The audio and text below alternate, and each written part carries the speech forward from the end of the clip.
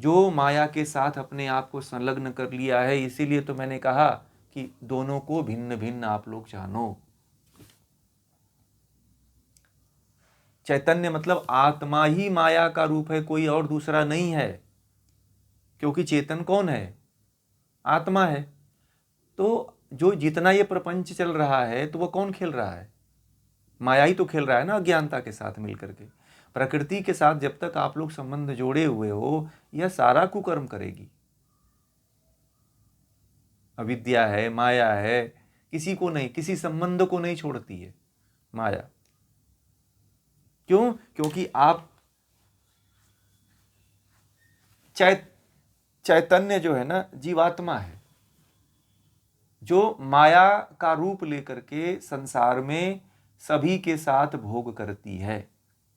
मतलब कि आपने जीवात्मा को और माया को, दोनों को जब तक एक माना है ना, तो जीवात्मा माया ही दिखती है। कहने का मतलब कि जीवात्मा का दूसरा रूप यदि कह लो शरीर में, तो वो माया है। ठीक है? जो आप देखिए जीवात्मा, हाँ, वो जीवात्मा माया नहीं है। वो भ्रमित होने के कारण, अज्ञानता के कारण, मैंने पहले ही कह दिया था कि जब आप पृथक पृथक जानोगे ना, तो फिर आप माया उसका साथ छोड़ देती है। कबीरदास जी ने यहाँ कहा कि जो संत होते हैं, जो ज्ञानी होते हैं ना, उनके साथ नहीं रहती है, उनके साथ वो दुर्जनों के साथ रहती है। यदि आप ज्ञान की तरफ नहीं हो तो आपके साथ रहेगी वो। ज्ञान का साथ पकड़ लीजिए तो आपका साथ छोड़ देगी। फिर आपको आत्मा दिखने लगता है स्पष्ट कि क्या सही है क्या गलत है, वो आपको भास हो जाता है।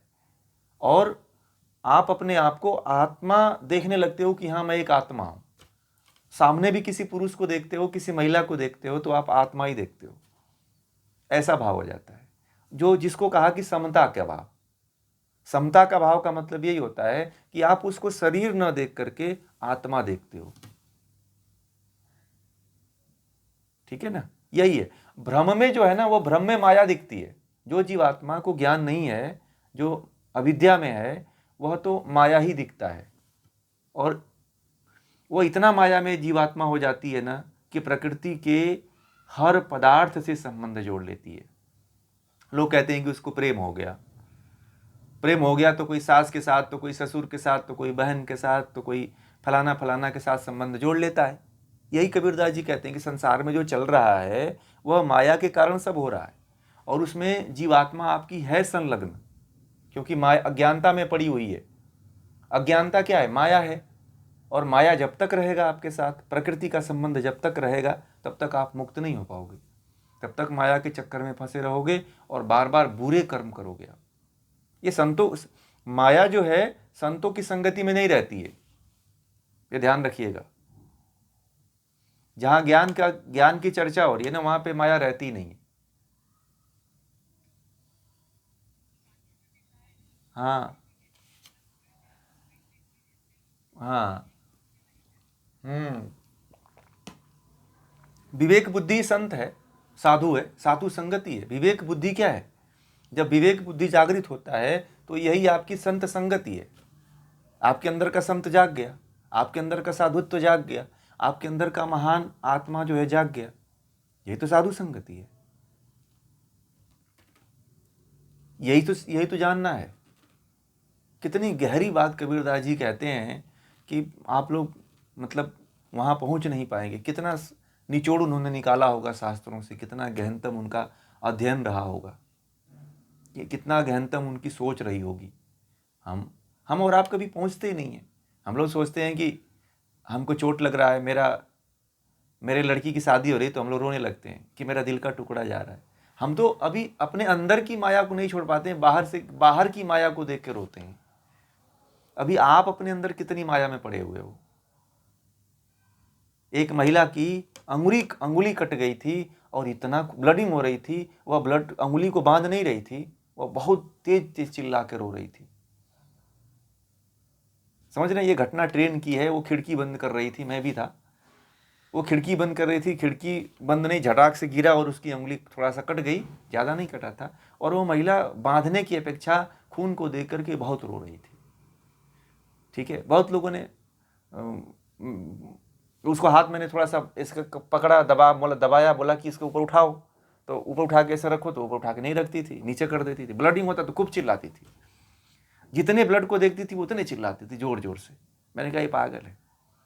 फिर लोगों ने कहा कि अरे ऊपर रखो आप उंगली। फिर एक महिला ने कपड़ा दिया तो उसे बांधा, तो फिर कपड़े में से भी खून निकला, तो फिर जैसे खून देती थी खूब तेज से चिल्लाती थी।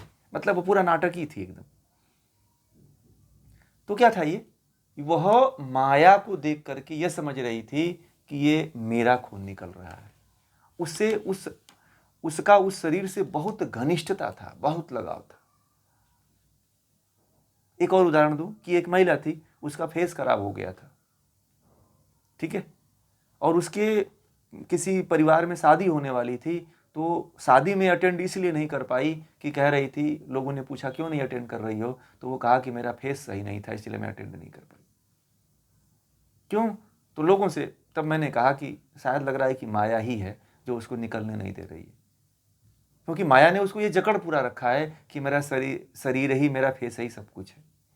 मैं बाहर यदि निकल भी जाऊं तो लोग कहेंगे क्या। यानी कि यही माया की घोरता है, प्रचंड जो कहर होता है माया का, वो यही होता है।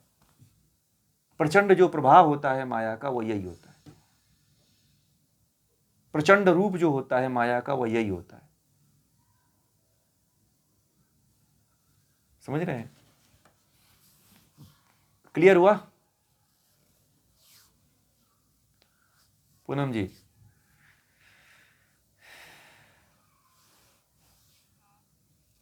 नहीं हुआ? चैतन्य का मतलब आत्मा, चैत संलग्न हो भाई। चेतना कौन है? ये माया तो जड़ है। माया क्या है? माया तो जड़ है, प्रकृति जड़ है, पहले मान लिया आपने। चेतन कौन है? आत्मा है। तो जब चेतना जड़ के साथ मिलता है तो वह यह मान लेता है कि माया मैं हूं, चेतना मैं नहीं हूं।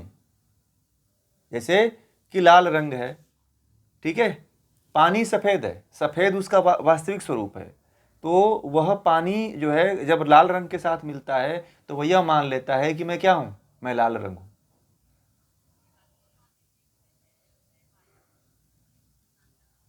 हाँ, रंग जब पानी में रंग मिल गया तो जीवात्मा मान लेती है कि मैं लाल रंग हूं। जब रंग पानी से अलग हो जाता है तब मान जीवात्मा को ज्ञान होता है कि मैं तो रंग थी ही नहीं, मैं तो सफेद थी। यही फर्क तो है, और ये फर्क केवल ज्ञान से आएगा।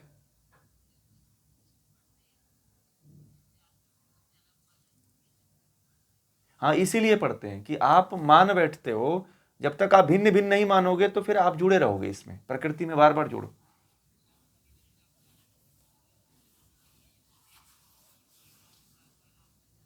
हाँ हाँ, बस यही पूरा सार यही है।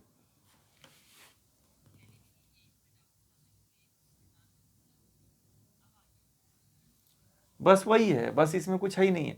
और ये इतना जकड़ा हुआ है कि फिर आप निकल नहीं पाते हो। समस्या यही है। आप अपने आप को एक जन्म से थोड़ी है, 1000 जन्म से मान रखे हो ना कि मैं शरीर हूं। 1000 जन्म से आप मान बैठे हो कि शरीर हूं, इसीलिए आप कभी निकल नहीं पाते हो। अभी भी आप नहीं निकल पाओगे,